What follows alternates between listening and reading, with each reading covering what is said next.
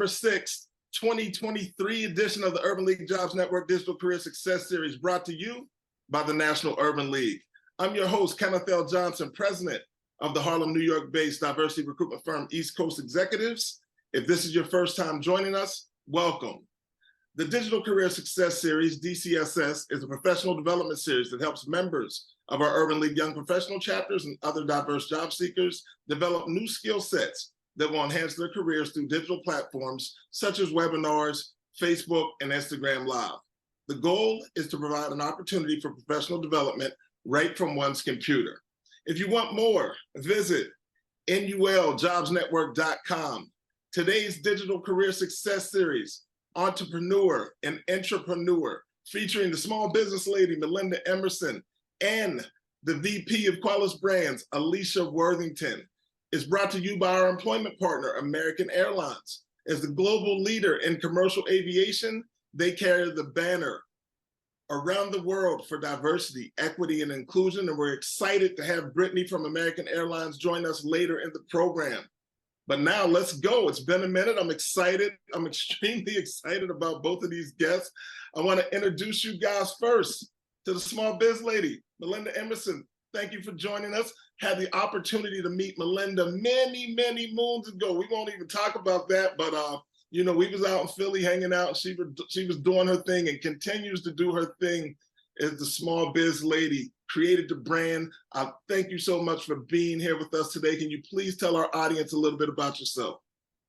Well, I'm so excited to be here, first of all, because once an Urban Leaguer, always an Urban Leaguer. I hail from the Urban League of Philadelphia, and I'm a former founding member of the National Urban League Young Professionals. So I am so excited to be here.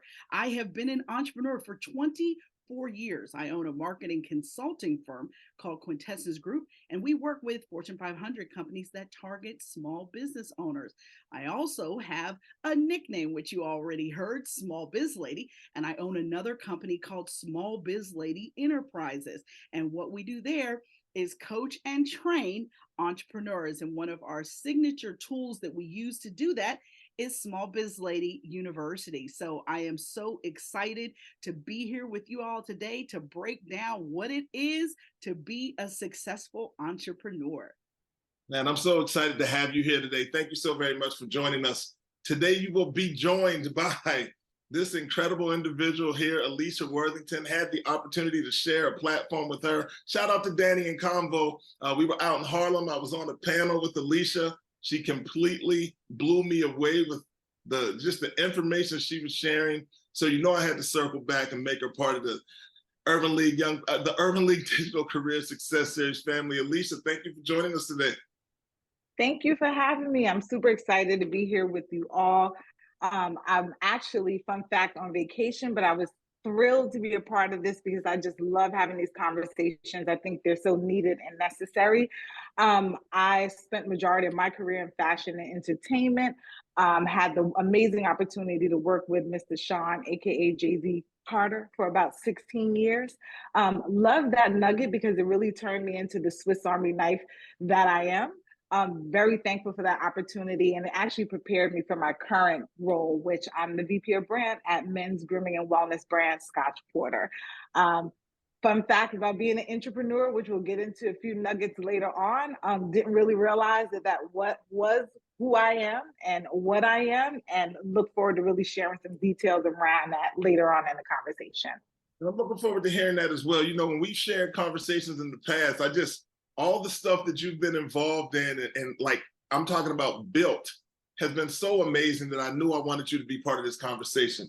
All right, speaking of conversation, I want to sit back and kind of listen to what they have to talk about. So look, thank you all for joining us today. Alicia, Melinda, we have one of the best audiences out here.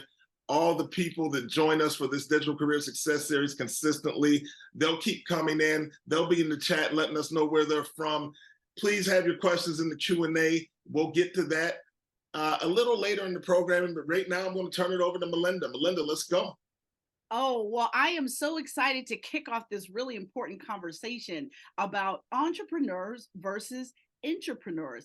Now, these are two distinct roles that drive innovation and business growth, but they have fundamentally different approaches to business and creativity. But there is one thing that they have in common, and that is the entrepreneurial mindset. So let me break down for you guys what that really is.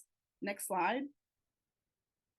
The entrepreneurial mindset really is a way of thinking, right? It's about approaching challenges, opportunities, and business endeavors that foster creativity, innovation, risk-taking, and a commitment to growth.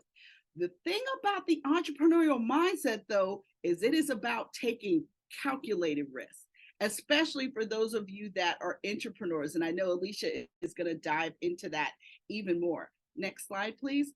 Now, one of the things that I'm going to really focus on talking to you guys about is this right here. What does it take to build a business? And that is what I'm so passionate and so excited about. Next slide. So here's what I want to break down for you guys. These are the core entrepreneurial skills that you must have in order to be successful in business. You've got to be a visionary. You've got to be a leader. And leaders have to make hard decisions. That's what leadership is. You have to be self-confident, but you also have to be focused. And that's really hard because a lot of times when you're entrepreneurial, you see opportunity everywhere, but you have to focus.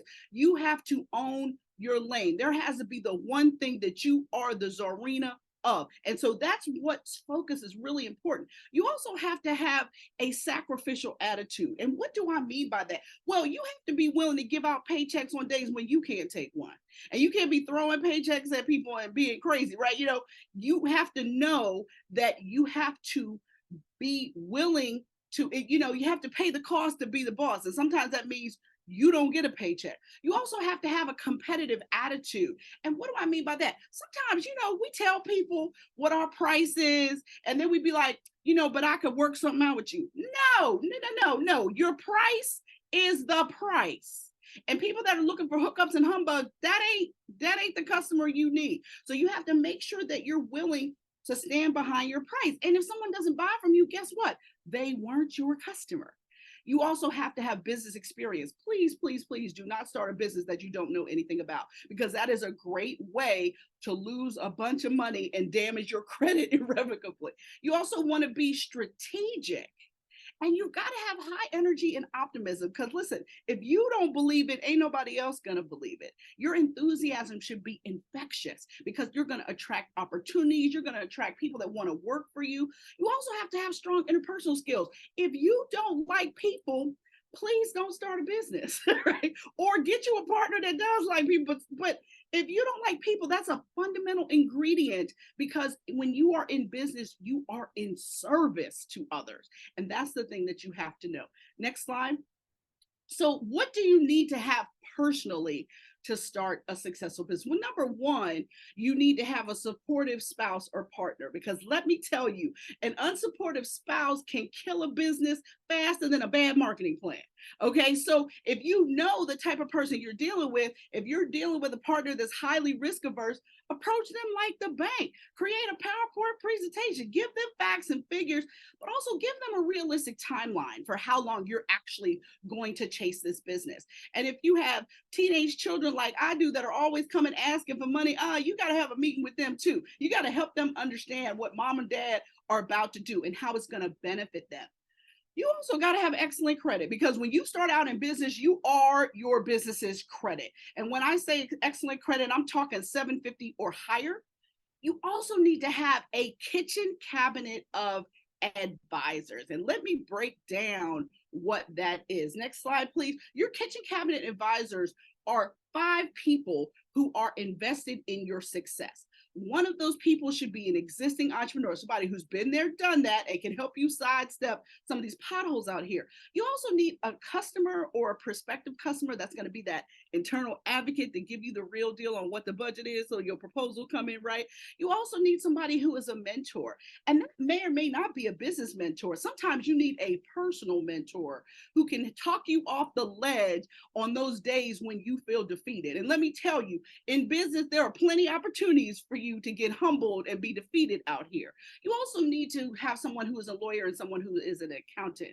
Now, if you've had the opportunity to go to college, 9 times out of 10, you know somebody who's a lawyer or an accountant. Now, why do I call this group of people a kitchen cabinet of advisors?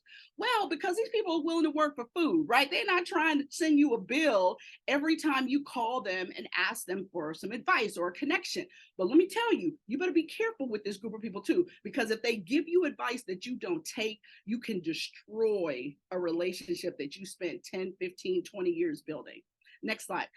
So now what I want to talk to you guys about is my system that I developed. It's called the Emerson Planning System, and it is a 6-step system to transition from having a job to starting a business. Now, the first step in my system, and all of this is in my best-selling book, Become Your Own Boss in 12 Months.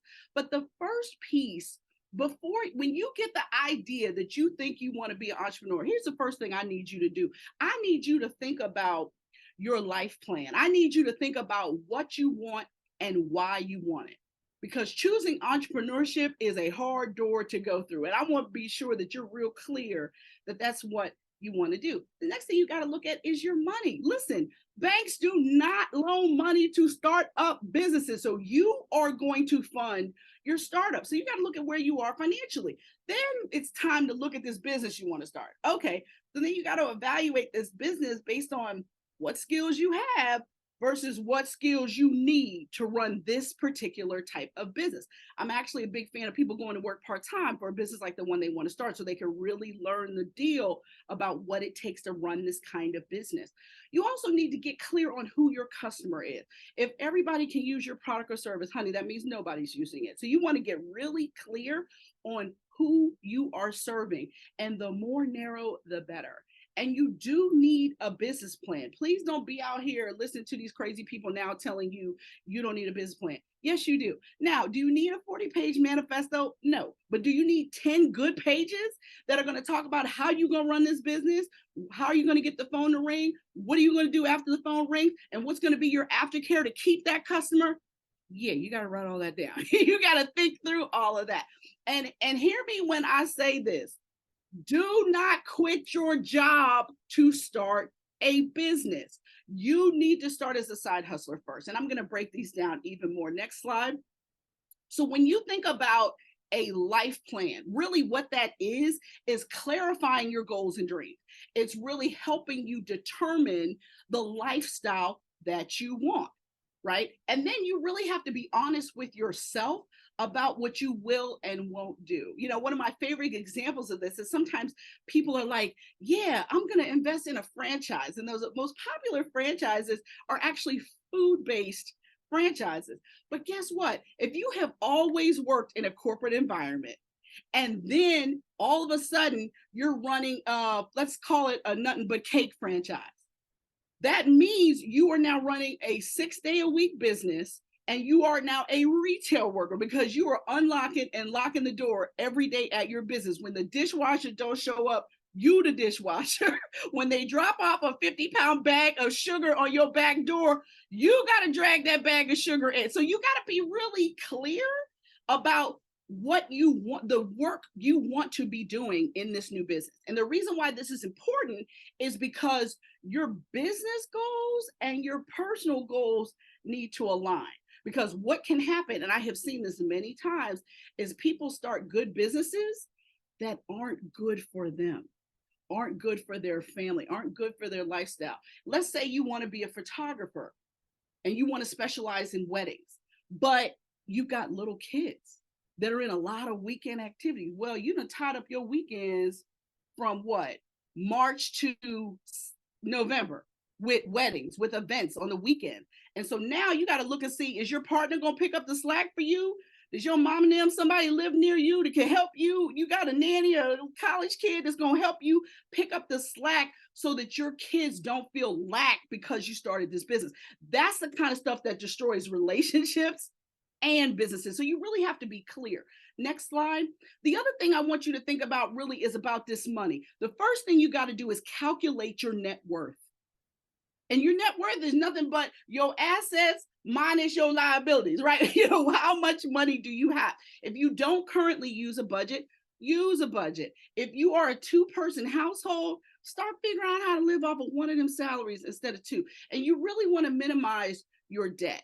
I think that you need to be zero debt in terms of credit cards, because, and the reason why is because you're going to need that credit capacity as you start your business. Because as I explained earlier, banks do not loan money to startup businesses. You got to be in business at least 2 years, positive cash flow. And the first loan they're going to make to you is a line of credit, and you will only get 10% of your gross revenue. So if you make 100,000, that means all you can get is 10. Hear me. And they're going to put you through a bunch of stress to get that 10. So you've got to make sure you understand how much capital you can access. Do you have a 401k? Do you have a Roth IRA? Do you have savings, right? Because people who have savings have options. And so you really want to be very frugal with your money. When I was young, before I started my first business, I saved 30% of every paycheck I got. Seriously. And I mean, I used to take my lunch to work every day. Everybody be going out to lunch. Yeah, okay. And guess what? Drinks are cheaper when you pour them for yourself. So invite your friends over and pour some drinks versus going out and paying somebody to pour them for you. Like, you can still have fun. I'm not saying live like a miser, but I'm saying be smart about how you spend your money. And then figure out how you're going to cover things like health insurance and disability insurance, because those things are very expensive. And if you're head of household, you need to make sure that that is covered, not just for you, but for your family, should you get ready to transition from your job. Next slide. Now, how much money do you typically need to start a business? On average, it's $25,000. Now, this depends on, but if you're doing a professional service business, e-commerce business, this is average. You get into franchises and stuff, let's triple that number. Let's quadruple that number, right? So you really need to have money so that you can build that great website, so that you can buy a computer with a crash and burn warranty, right? There's stuff you're going to need. There's software you're going to have. And you're going to have your initial operating expenses to pay anyone who you're going to have help you. I'm not talking about paying you. I'm talking about paying other people. So just think about that. Next slide. The other thing I want you to know is that you need to start validating the market. Whatever business you think you want to start, the first thing you need to do is look for competition, because competition means there's a market for your product or service. A lot of times people want to be like, oh, we ain't got no competition. That's the best way to get me to walk away from you fast. If you meet me out in public, is to tell me you don't have any competition. Because what that tells me is that you don't know what you're doing, right? You also want to investigate your investment costs. How much is it going to cost you to get into this business? And how long is it going to take you to get a customer, to make money, right? And then how much do you know about why your potential customer needs this product or service, right? Because you really have to think about, what kind of business do you have? Are you a painkiller? Are you a vitamin, right? What kind of, are you something that's good for me, but I might not think I need? Or are you like, if my head is pounding, are you the answer? How much do people really need your product or service? And then what is the profit potential? Because guess what, guys? In business, it's not about what you make. It's about what you keep. So you need to make sure that you understand clearly what your margins are in this business, and make sure that you solicit feedback from potential customers. Don't guess at what they like. Don't guess at what the price point is. Test it. Survey people. It's super easy. Next slide. The other thing I want you to know is that you've got to figure out the marketing, right? We already said you need to know who your customer is, but you also need to be like, okay, what is your solution and why is it unique? Because there's nobody looking for a product that's just like everybody else. And then what's going to be your pricing model? Are you Neiman Marcus or are you Walmart? Who are you trying to be in the marketplace? And where are you going to sell your product? Are you going to sell on your own website? You're going to sell it on Amazon? Where are you selling it? And how will you drive sales? That's all of the promotion and marketing activities you're going to do. And again, I'm going to repeat it again, profits. How much profit is in every sale is really important. 60% of all small businesses in America today are not profitable by any measure you can calculate. And that is because people don't look at profitability going in. They look at it when they're in trouble, and that's too late. Next slide. Every small business needs a plan. And there's a bunch of ways you can do this. You can get you some business plan software.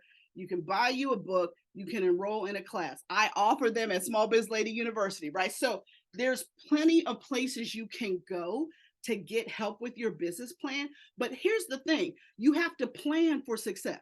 It is not going to just happen to you. Winging it is moving you that much closer to failure that much quicker. You have to realize that 90% of small businesses go out of business by year 5. 90%. So it's not a game, right? I want you to go into this with your eyes open so that you're clear about what it's going to take. Next slide. So the other thing I just want to reiterate to you all, launch this business as a side hustle first. It takes 12 to 18 months for a small business to break even. And I am not talking about replacing your corporate salary. I'm talking about a business being able to be able to pay its own bills. So why would you learn? You need to learn how to run your business while you're still collecting checks from somebody else. So you need to be what I call a 5 to 9er. Your evenings, your weekends need to be how you work on this business. And certainly if you have flex hours or you work from home, you can get a couple calls in there during the day too, right? So you need to make sure that you are thinking about this. Unless you're starting a business that is a direct competitor to your employer, obviously you got to leave then. But anybody else, most of you guys are not starting those kind of businesses, which means you can do them on the side first to get the hang of it so that you know who your customer is and what the price, the market will actually pay. That kind of stuff you got to learn. You got to learn it by doing. And give me the next slide, please. So here's the thing that I want you to think about. Any of you that think you have a business idea, these are the 3 things that I need you to consider. Number 1, achievability. Do you have the time, experience, and the money to do this business, or do you know where you can get it? You got a rich uncle, you got somebody that love you that will write you a check. Where are you going to get the money to do this business? Secondly, you need to look at the industry trends in any business that you are considering, because you want to make sure that you're going into a business that is growing and not one that is shrinking. And you want to be especially careful of this if you are buying an existing business. You always really want to find out, why are those people really selling, right? There are certainly advantages of buying an existing business rather than building an idea from scratch. But be careful. There's always a reason why they're selling, and you better find out what it is. And the third thing I want you to always consider is relevancy. Has the market been exhausted or saturated? Even if you're going to be a Mary Kay lady, if there's 6 other Mary Kay ladies in your neighborhood or in your church, your market is saturated, right? The other thing you got to think about, is there a massively dominant competitor? Right? Let's say Microsoft or Comcast. Are you going to come out with a new thing to compete head to head with PlayStation? No, because they will destroy you. They have too much money and too much brand recognition in the marketplace. And the last thing you want to think about is, will there be a need for this service in 3 to 5 years? Unless you are starting a fad business, like you got the hot Christmas toy and you're going to get your money out of this business fast. The rest of you are trying to build a sustaining brand, a sustaining business. And you need to be honest with yourself about whether or not buying purses off of Temu and selling them on Amazon is really going to be sustainable for you 3-4 years from now. Right? So think about a business that can solve a real problem. Those are the businesses that stay in business. Next slide. All right. So as I mentioned earlier, I wrote a little book about this. It's called Become Your Own Boss in 12 Months. It has been in print for 13 years. It's actually in its 3rd edition with Simon & Schuster. It is available anywhere books are sold. But I also teach classes. So my next Become Your Own Boss online class starts October 10th. So I want to invite any of you that want more information just to head over to our website, Small Biz Lady University. It's a 10-week course. It's taught live with live instruction. And I will get you right. There's lots of people out here teaching this stuff and they're not teaching it the right way. So I'm going to make sure that you complete my class. You're going to have a business plan. You're going to have a pitch deck, and you're going to have a launch plan. You're going to know how to make money on day 1 of your business. So with that, next slide, please. All right, so here is my action plan. Step one for you, please do yourself a favor and grab a copy of my book, Become Your Own Boss in 12 Months. It is specifically designed for people who are employed who want to start businesses. Number two, start saving your money because you'll never have enough. So save your money. And three, start looking for business opportunities. Like look for unmet needs in the marketplace that you might be able to fill. You want to absolutely research your target customer. The more you know about your target customer, the easier it is to sell to them. And don't forget to be checking your competitors because there's lots you can learn from what your competitors are already doing. Learn online marketing skills, no matter what kind of business you have, whether you are a plumber, a lawyer, or if you're selling products online, you got to know how to sell online because that's where commerce is taking place. And then develop your network. Your network is your net worth when you start out in business. So 30% of your first sale is going to come from somebody that know you. So make sure that you spend time a year before you start your business reconnecting with people, talking to people, going out to lunches, sending people holiday cards, be friends, right? Be friendly before you need, it's like you have to friend raise before you can fundraise, okay? So just spend some time building your network up because that is going to pay you back in spades for sure. And that's it. That's all I got. Listen, what do you mean that's all you got? That was a ton. When I said let's go, I didn't know we were going there. That was amazing. Thank you so very much for doing what you do. Look, we're going to shift gears. So Melinda's laid the foundation for the entrepreneur. So now I'm going to switch over to Alicia, and she's going to speak about what it's like to be an entrepreneur and how you need to move in that circle. Let's go, Alicia. Love it. First of all, Melinda, I got chills, okay? I think everybody needs to drop a fax machine emoji or a mic emoji in the chat because you dropped a whole bunch of gems. I literally was taking notes, so thank you. I'm super excited to switch gears. As you see here, the title of this slide is Game Changing Energy, right? Say hello to the entrepreneur in you. Few little fun facts. I started my career, as I mentioned earlier, forever ago. Started at Rockaware. We're about 20 folks deep. Then Jay launched Rock Nation, about 16 folks deep. Scotch Porter, third person on board. So I've been with organizations, as I like to say, from a pebble to a mountain. And so as we go into some of this entrepreneur sort of context, you'll see some references there, and it may even spark some ideas, some interest, some reminiscent things within you that kind of channel that energy. So we'll head over to the next slide. First things first, I always like to say, your entrepreneur spirit will roll up on you like Adele, hello, it's me, right? The term entrepreneur was coined in 1978, but what's interesting is I really like what Gifford Pinchot had to say about what it meant to be an entrepreneur, right? It's like dreamers who do. And I've always considered myself a very dreamy person. Early on when I was young, very creative, always into dancing and styling and just doing a bunch of things that really fell within that creative umbrella. But I'll ask everyone real quick, I can't see you, but raise your hand if you think about things that are not so obvious, right? Like no matter what the task is at hand, you're always thinking much wider, much deeper than you may need to, right? That to me is kind of like that entrepreneur spirit, like lighting up in you, right? It's your calling. It's something, it's that energy that's in you that no one can necessarily recognize, but it's there. When you head to the next slide, you'll see here, I always like to say, you're not alone. That entrepreneur definition, as you see highlighted here, textbook, it's an employee of a large corporation who's given the freedom and financial support to create new products, services, systems, etc. Right? That being said, this isn't anything that's new.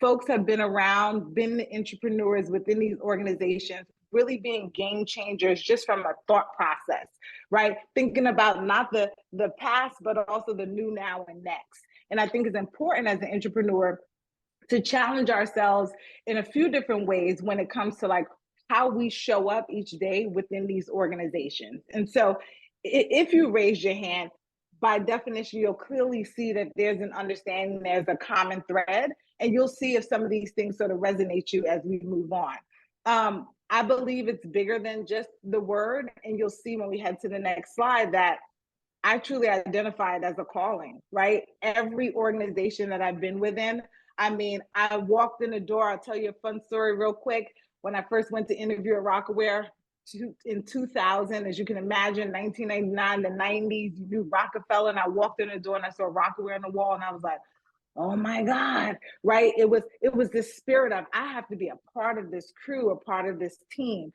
But then once I landed the role within the organization, being on the digital end of things, especially early on before digital was the new black, I was like, oh, I gotta rock this, right? And so that spirit, that calling really is more about that internal operating system, right? And you'll see on the next slide, I truly believe that it's a makeup of three parts. It's part belief, part art, and part science. So the internal belief system, that's your recipe. When I say iOS, I'm not talking about your iPhone. I'm talking about your internal operating system, right? It's an internal personal brand positioning, right? That really has you as the core value of self and how you show up, right? This is my personal brand, within the organization. The art part is the ownable style. How do you do the things that you do? What are the processes that you bring to the table and how you get it done? And then the science approach, right, is really about being strategic, leveraging insights, leveraging the different things that you have at your fingertips to really identify like the what needs to be done and the why. Because even as an entrepreneur, while we're always excited and have a ton of ideas, you want to work smarter, not harder, as the saying goes. Next slide. When you think about that entrepreneur spirit, right? For me, I'm always trying to find that it's a balancing act, right? Like, how do you leverage the energy that you bring to the table? And so to keep some guardrails around that energy, which everyone loves, you kind of want to think through, what are some of the do's and don'ts, right? What are some of the things that I should be focused on, and some of the things that, hey, even though they cross my mind, I kind of need to either strategically think them through or push them to the back of the line. On the next slide, we're going to start off with the first do. It's do think differently, do think radically. And when I say differently, right, we all know that there's a formula to some of these things that we have to block and tackle each day.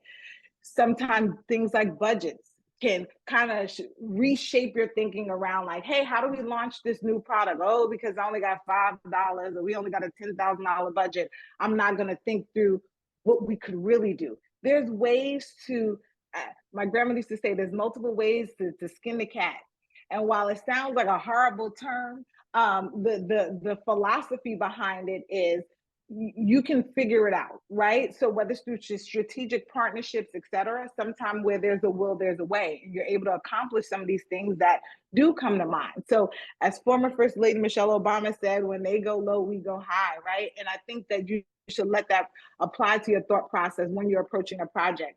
Think about what success looks like to you and for you, which is important as an entrepreneur. And you'll see here this little nugget as a tip basically highlights like, just because we wash, rinse, and repeat and certain things are tried or true, doesn't mean that when you approach a different initiative at hand that you shouldn't think through it. Like, what if I pull this one step out? What if I change this to the B side of the tape versus what I'm used to doing, right? You always want to challenge yourself to think about things that may be out of scope, but things that could really level up some of the things that you're working on.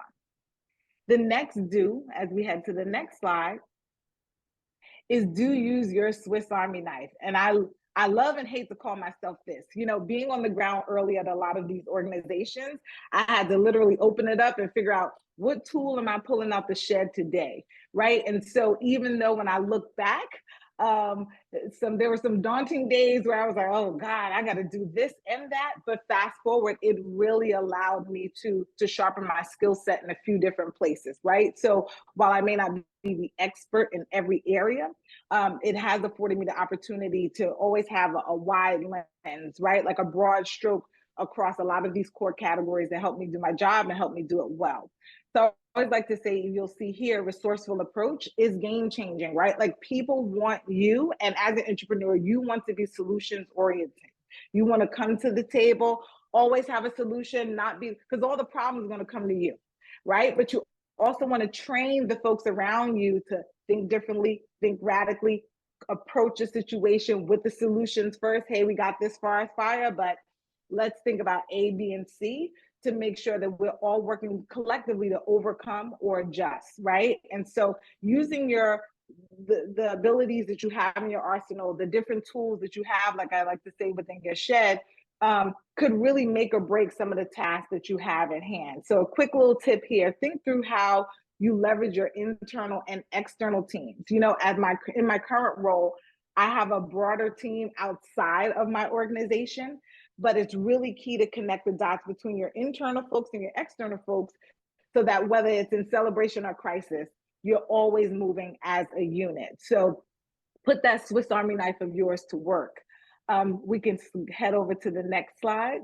Also, too, you know, Melinda talked about this a little earlier about your network, right? I always say tap into your sphere of influence, but a few little nuggets here that I like to throw out is you don't always want to be the person going and trying to seek some of the information, but more importantly, you also want to be a connection, right? Why should someone want to be connected to you? What value are you bringing to the table? Just as much as you're seeking advice, can you give advice? Quick little tip here, keep your Rolodex fresh and active. You know, a lot of us, some of us are mid-career, you know, a little further along in our career. And, oh, I remember this person who was at BET and that was in 2000. That person could have moved on and they're at, you know, Men's Health. They're not even in television or radio anymore, right? So keep that Rolodex fresh and active. Choose to store or purge those folks, even when you know where they are. But more importantly, categorize your people.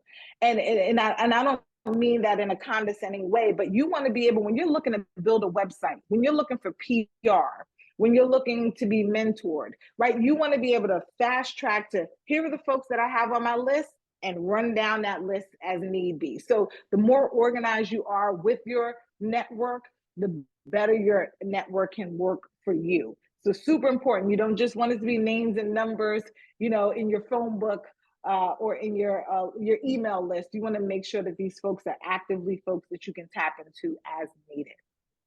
So now we're going to head over into the don'ts. The first don't, and I've made this mistake, is think that everyone thinks like you, right? Like having a half glass full versus glass empty sort of mentality, it isn't easy. Sometimes we look and we think of the negative in everything, but the reality is not everyone's going to be like you. Sometimes you're going to have the foresight, right, of things that you can kind of see, oh, this is going to go left, but that way of thinking may be out of scope when it comes to some of the folks that you work with day in and day out. So don't focus on making an example out of individuals, but rather be the example. That's something that I really try to do and kind of think through every time I'm sort of faced with those situations when I'm like, how did you not think that that wasn't the right way to do it? Heading over to the next slide, the other don't is do not and I am not referencing out of office, right? Try your best not to overwhelm, overload, or obsess. Sometimes we think our way is the truth and the light, and we obsess over, hey, things could have been done differently. Don't do that. It's very easy as an entrepreneur to get overwhelmed. It's very easy to wake up in the middle of the night with that bright idea, but you want to make sure that there's some organization, to that chaos. Because you're used to having things under control, I always have to remind myself, and I would challenge you to remind yourself that you're only human, right? As you see here, I say relax, reset, repeat. So anytime I feel myself kind of getting to that point, I take a little woo-sigh and level set again. So don't next slide. The last don't on this list is don't take it personal, right? Like a lot of times this is business. As much as you love what you do as an entrepreneur, I always like to say we are all aunties and uncles. It is not your baby. If you are too passionate about something that you're working on, right, and you love and you want to put that passion to use, you'll see here's the tip. You can call Melinda. Classes start October 10th. find your business, find your passion project, right? Where you can use your internal operating system to really control something that you believe in from A to Z, right? And then that's your baby. Other than that, we got to take the babies back to their parents because they are not ours. And so while entrepreneurs are loved, they very much so can be not so loved, just because sometimes we aggressively want things to work out and we believe in some of the things that we're bringing to the table. But again, at the end of the day, this is that founder's baby. This is that organization's baby, and it is not ours. And then we could go to the last slide. I love this. One of my good friends said to me, you know, passionate people just only create more work. And that stuck with me because I really consider myself to be a passionate person. And so the work isn't the issue. It's more about how we process the work, how we make the work work for us. And so while it may be true, I always say that make that passion be that guiding light to take you to your next. You can have your own North Star, even when you're working with an organization, right? Your organization has different KPIs, but you can also have personal KPIs for yourself. So it's really not about dimming that light. It's really making sure that that passion is working for you. And that's all I have. We can head to the next slide. Let's connect. You can find me on LinkedIn. You can find me on Instagram and all that fun stuff. I'll head it back to Ken. We're going to get there. You're not going to say passionate people make more work and then say that's all I got. No. That's not. That's not what we're doing. That's all I got.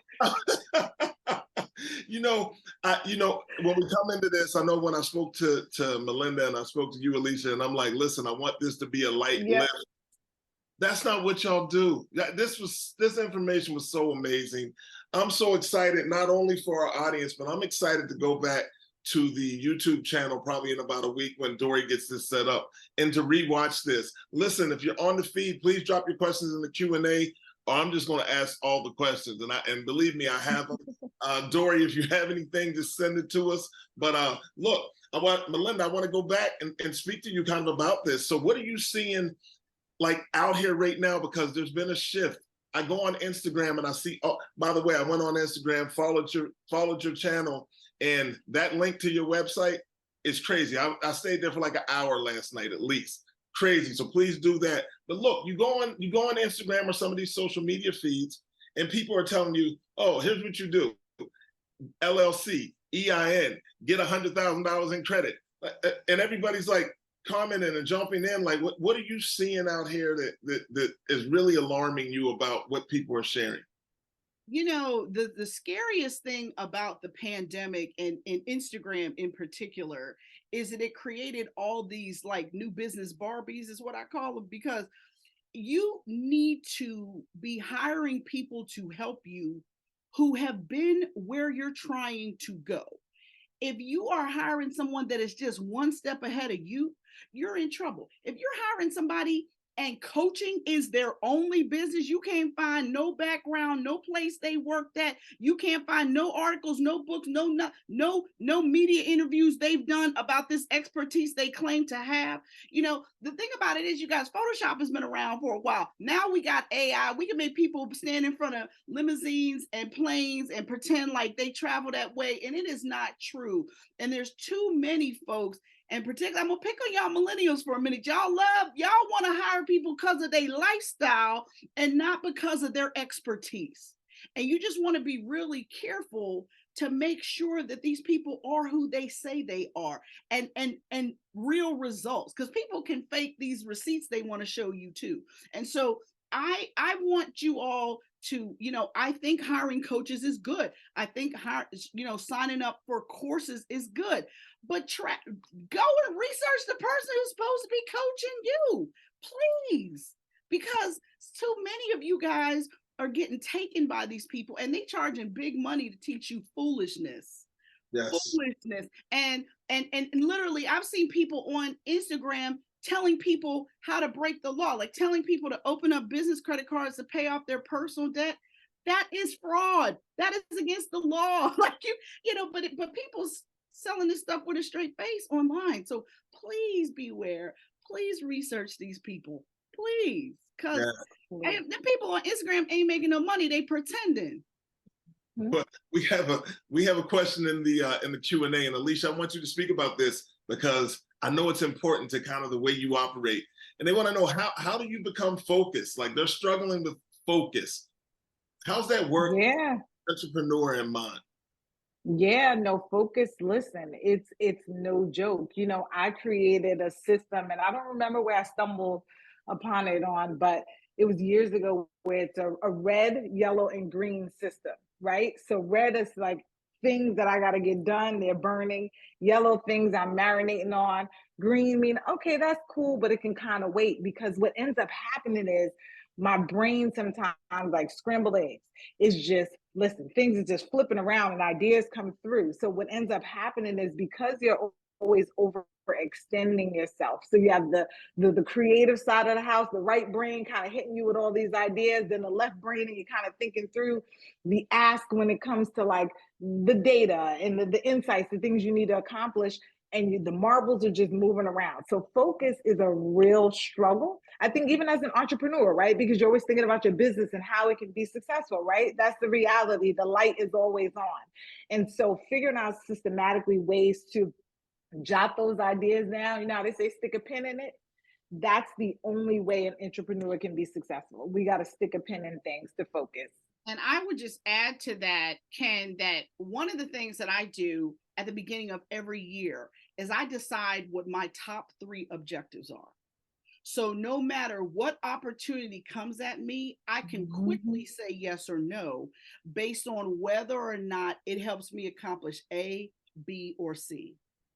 And if we all do that, that's my personal guardrails for myself because I'm the small business lady. You cannot even imagine all the people that approach me for various and sundry things. And I have to be like, yeah, that's cool, but that's not helping me get over here, which is where I'm trying to go. Right. You know, and so I think that if people could, you know, and that could be like 1 personal thing and 2 professional things, but if it don't help you do that, it's a no. And sometimes you have to say no to stuff that's amazing if it's not really going to help you. Well, I'm really glad and thankful that you answered our call and stayed true to your commitment as an urban leaguer to show up here on the platform today. Thank you so very much for that. All right. So, you know, I jumped into something on the last question that I asked you about, but I didn't actually offer definitions for it. Can you kind of walk people through? I'm looking in the Q&A. Let's just walk through the LLC EIN and what they are and kind of the need for them as people move into entrepreneurship. Well, you know, an EIN is nothing more than your tax identification number. You cannot open a business bank account without an EIN number, and you can get it in seconds. IRS is happy to give it to you. But the minute you get it, you're on the clock. Now they're looking for tax dollars from you, right? So you don't want to do that until you're ready. You absolutely need to incorporate your business, and that could be as an LLC or an S corp, depending on how, you know, basically it's a paperwork difference.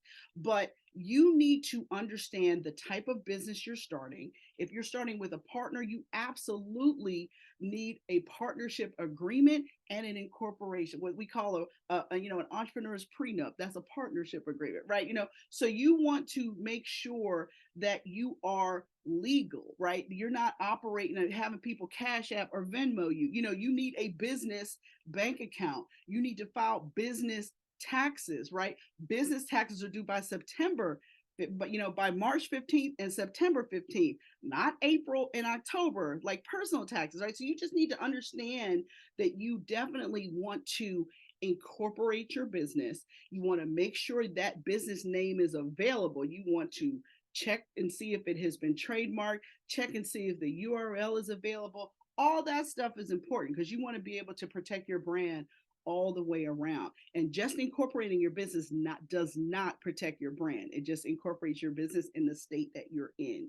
So you want to be very clear about being a real big girl and big boy business, because the reason why a lot of people couldn't get help during the pandemic is because people's paperwork was not in order. Yes, indeed. So Alicia, quick question for you. Yeah. Are there any resources, it could be books, programs, whatever you think of, that you actually use or have found value in as you've kind of worked your way through your career? I love that you threw that out there. I mean, there's definitely a few, and I could even share out a list when, you know, the recap email is shared after this event. But like Waiting for Your Cat to Bark is one book that early on in my career really was helpful in helping me to understand, like, these are the things that regardless, no matter what you do, it's never going to change, right? And understanding that we don't have a magic wand as entrepreneurs, as creatives, as marketers. And so Waiting for Your Cat to Bark is really one to check out. But I would say fast forward, especially with social being so loud and proud, what I love about social, even though it's the gift and the curse, is that you choose to follow, right? Who you want to see in your feed. And so I'm very intentional about creating folders. You know, on Instagram, you can create folders for ads, for influencers, whatever it may be. My resources for inspiration, right? My resources for information. And so really aggregating and following different individuals that I may stumble on or folks that I'm familiar with, just to have some of that thought leadership always on really helps me, so that when I wake up in the morning, I'm browsing through my feed after I've meditated and prayed and read, I can kind of look and have my cup filled before I go out there with my sword and my knife and sort of take on the day, right? And so I think even more importantly, because we kind of tend to live in these devices, the books are great. We have them on shelf. Again, you put your little tabs in them when you need to reference some important information, but really digitally, like, what's feeding you daily, making sure that you have the right set of info in your feeds daily, so that you're always being fed on your craft personally and professionally. The gift and the curse, you really were over there. I hear you. All right, just in closing, Melinda, do you have any closing words that you'd like to share before we go to the information slides? Well, certainly, I wanted to add that a wonderful book that I think would work for infopreneurs or entrepreneurs or entrepreneurs is this book called Disrupt You by Jay Samit. And I love this book because he says, in order to change the world, you got to start by changing yourself. And it is a beautiful book, and it will work across the board, whether you work for a corporation or you work for yourself. But when it comes to entrepreneurship, I tell you this, you never lose in business. Either you win or you learn. Now, there's some lessons that get to be more expensive than others, but chalk them up as a lesson. There's a difference between failure and failing, right? And so all of us will have those challenges. Don't get caught up in them, though. Keep it moving, learn the lesson, and just don't have to learn it twice. I love it. Alicia, I love that. any final words you'd like to share? Yeah, no, for sure. I hope that everyone can see, like, listen, there are definitely some synergies between entrepreneurship and intrapreneurship, right?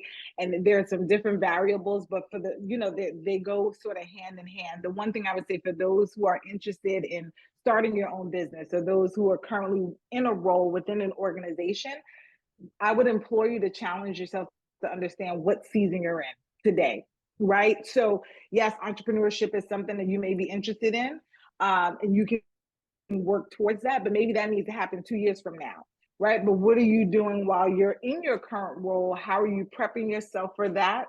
Or you could be doing the other way around, right? You're currently an entrepreneur who's thinking about going and working in corporate America again, right? And so just think about that season, understand that season is not mutually exclusive. You will have seasons. And so in your next season, you can come strong and go in whatever direction you see fit. So I would just leave you with that. I love it. I love it. Listen, if you want to stay in touch with Melinda, please screenshot the slide, check in. Trust me, there's some great information on her feeds. If you want to stay in touch with Alicia, you can connect with her on Instagram. She's a great follow over there, but she's out here doing some amazing things as well. So please lock in with Alicia. All right. If you want to stay connected with me, you can catch me here on the Digital Career Success Series, but you know, LinkedIn is my thing. So definitely check in over at LinkedIn. All right, I'd like to take this time to bring in Brittany Portes of American Airlines. Brittany, we had a full day today. Thank you for joining us. Let's see what's going on over at American Airlines. So at American Airlines, I have been with the company for 14 years. I'm based out of Charlotte right now. I am a landside senior manager for international operations, and I lead our Black Professional Network employee business resource groups. So that is part of the culture that we have at American. Our goal is to care for people on life's journey, and we do that through making culture a competitive advantage, and that's exactly what we do through our resource groups. We have professional development, so things like this here. We connect with the community and community service. So we have currently have 13 chapters in the US. We're getting ready to launch in Port of Spain, Austin, and London Heathrow, just to connect Black culture in different parts of the organization.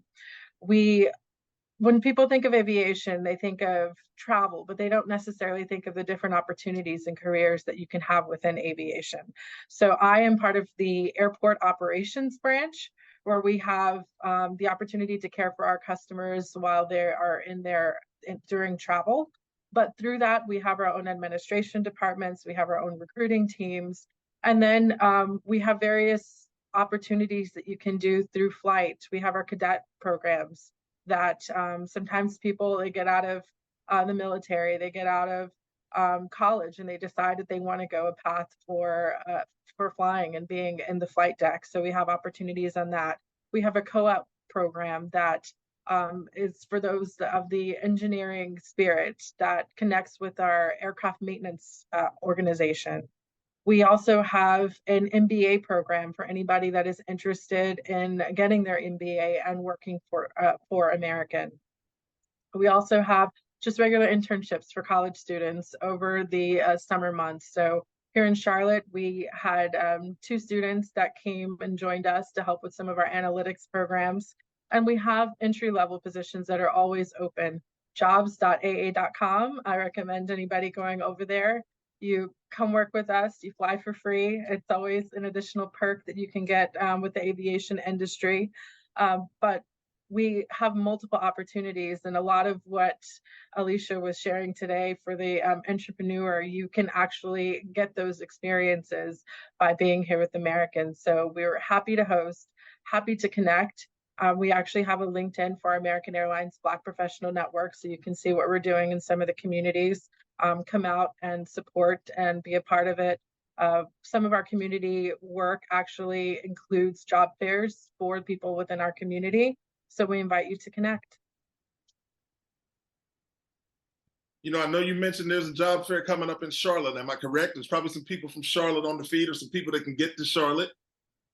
Correct, we do. So on September 23rd, we will be at the Urban League here in Charlotte doing a career fair. It'll be the entire airport. So if you're not necessarily looking for something directly within a airline, there are opportunities for different city jobs that will be available as well. We appreciate you. Please give us the URL one more time. So it's jobs.aa.com to see what we have available. And if you want to look at anything that we have on our culture page, we have a LinkedIn page, American Airlines Black Professional Network. We appreciate you and American Airlines for taking the banner for diversity, equity, and inclusion around the globe. Thank you so very much. All right. We are going to do it again. I guess that's the 20th. Yes, September 20th. We're back. We are talking about no relevant experience, no problem, with Sandra Garcia. Sandra is going to do this. Trust me, you don't want to miss this one. Hear how to translate your transferable skills to jobs that you really want. Is it time for a change? I don't know, but check us out next week. I'm sorry, 2 weeks from now, September 20th. All right, in closing, I'd like to thank our really, really amazing guest today, Miss Melinda Emerson. Please visit her website. I want to say it's smallbizladyuniversity.com. Am I right, Melinda? Yes.